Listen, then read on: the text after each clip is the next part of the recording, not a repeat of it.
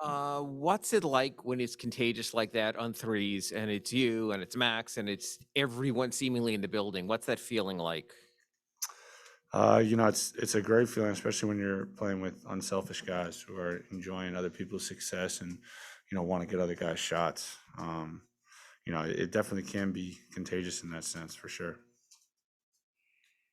Duncan, you've been kind of mixing in more twos and layups and things like that in your offensive game. Is that just a matter of are those things just kind of coming in the flow of the game? Has it been a point of emphasis for you to try to create a rhythm?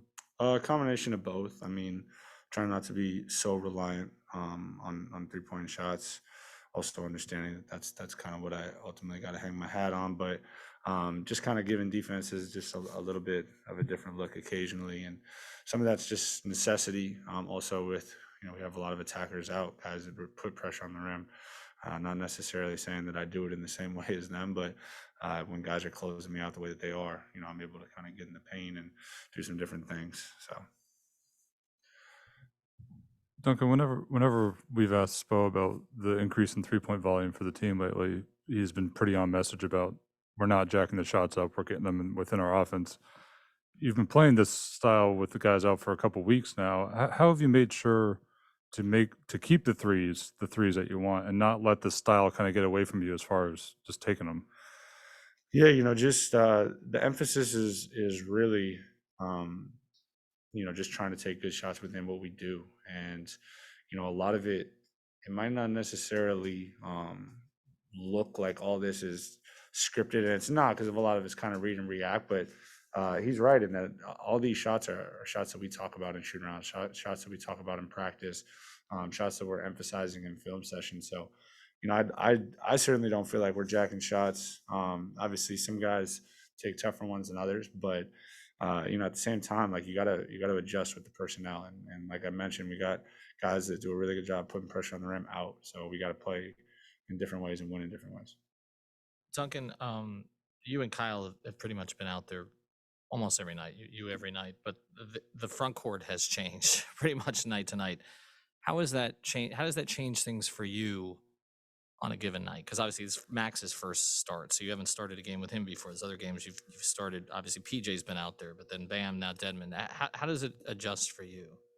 I mean, it might look a little different night to night in terms of who's in there, but I feel like we're pretty connected. The messaging is pretty clear on how we want to play based on who's playing. So that's really what it's about. Is just kind of developing a game plan, which the coaches do a great job of, and us just trying to stick to it. There's definitely uh, were stretches where you're kind of feeling out the adjustment of playing with different guys.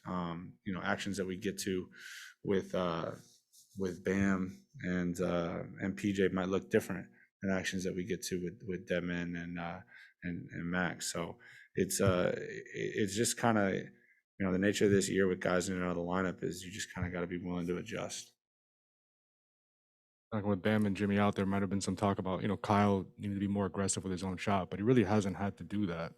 Just in that playmaking role, and what has he done to kind of help what you guys are doing offensively right now?